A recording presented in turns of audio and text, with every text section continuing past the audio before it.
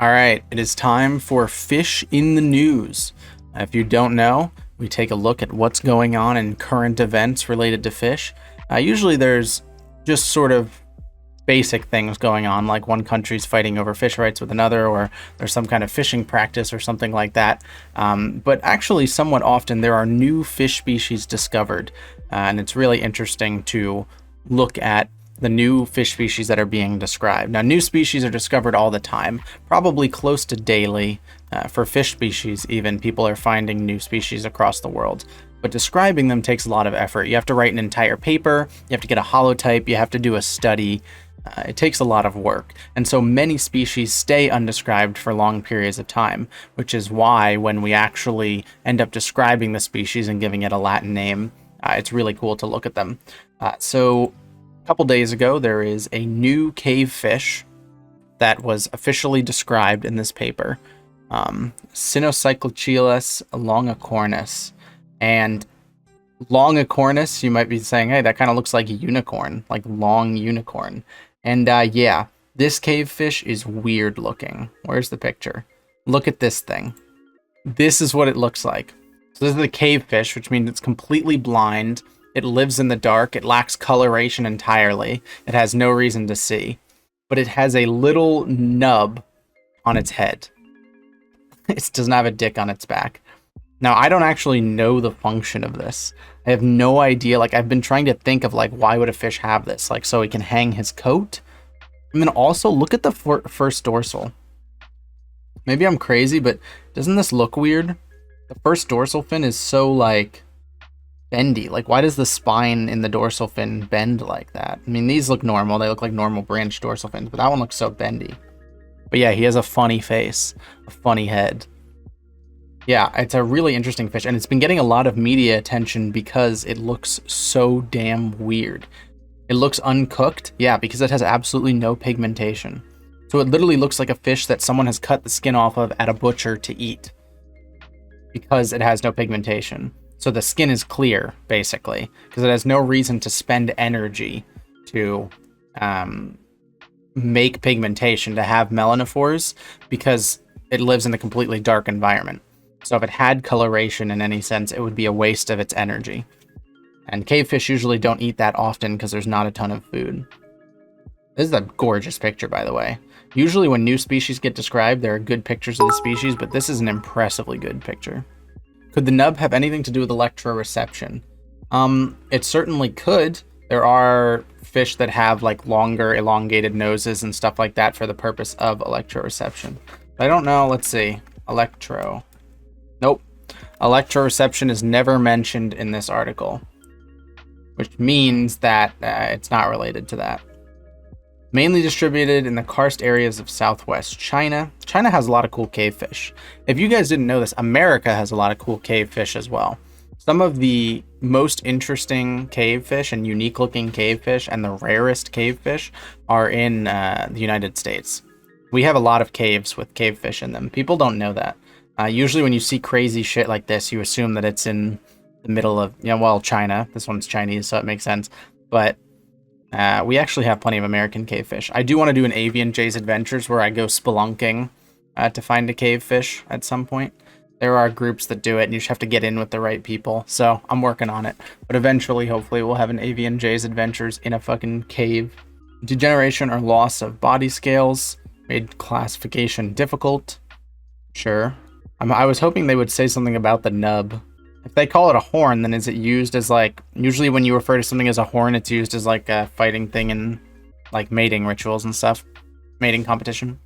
No, I wouldn't go cave diving. There are underwater rivers and caves where there's... Like if you go to the part where you can walk on the rock and then the river is there. I wouldn't go cave diving. That seems like a terrible idea. But you can find cavefish without going cave diving. You just have to find the right caves for it, which is why it's important to know people and not just wander into random caves. They're just comparing it to other species. Basically what the article is about, and I mean this is the main purpose of the paper of describing a species, is proving that the thing that you found, proving that this is a separate species from other cavefish, especially similarly related cavefish. Head short, compressed utterly, length longer than maximum head width, Long anterior horn-like structure present on back of head, not forked at tip. There's no explanation of it.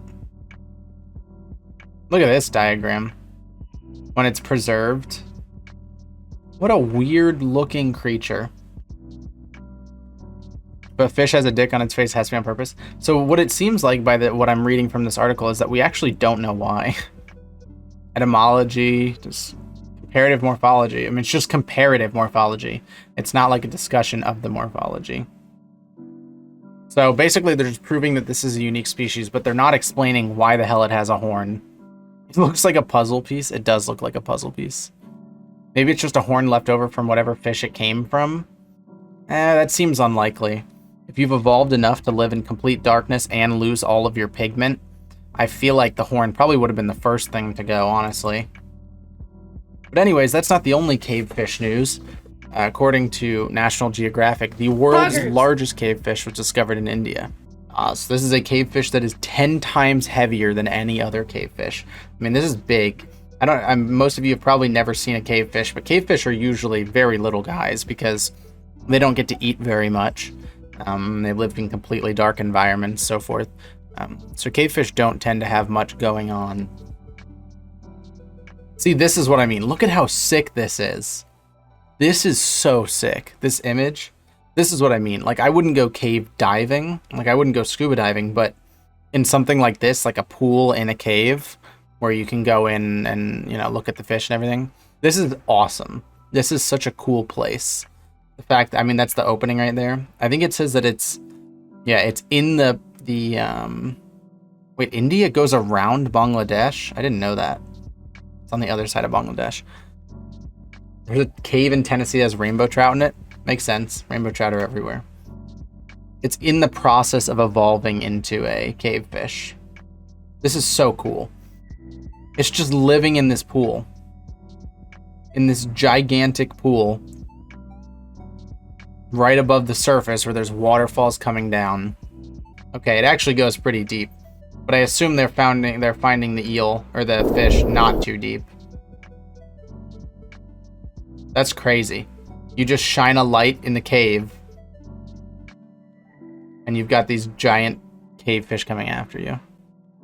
This is so cool. This is so beautiful. Look at this. This is like a pristine blue. This dude looks like it's like the cover of a video game. This looks like an album cover. Yeah, cavefish are awesome. I love cavefish.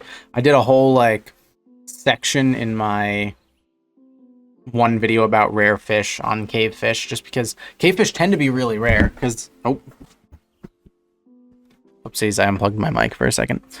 They speciate really hard because speciation is usually forced by like some sort of geographical barrier. Like that's the fastest speciation, is two things get separated literally, geographically and physically.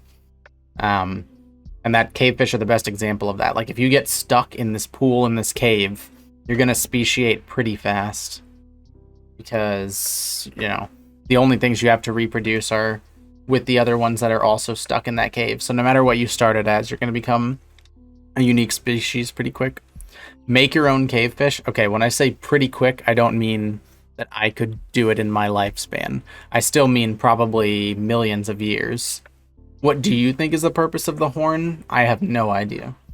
The horn on the other one, if it's not for electroreception, which doesn't seem like there's any evidence that it could be for electroreception, I have no idea. Quick? Yeah, a million years is quick in evolution. Going from one stable species to a completely unique speciated species in a million years is pretty normal. It could be a little less, and that would be very fast, but like cavefish I feel like are speedrunning it. Whoa!